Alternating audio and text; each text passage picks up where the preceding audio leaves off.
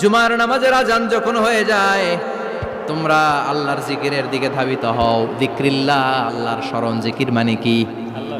কিন্তু এই জিকির দ্বারা এই আয়াতের উদ্দেশ্য হচ্ছে আল খুতবাতাইন, জুমার 2 খুতবা।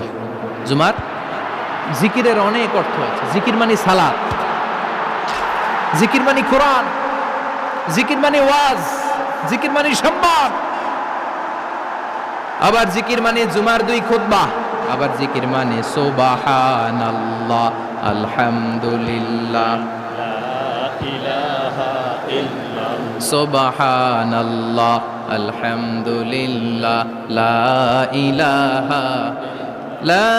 ইলাহা ইল্লাল্লাহু মুহাম্মাদুর রাসূলুল্লাহ সাল্লাল্লাহু।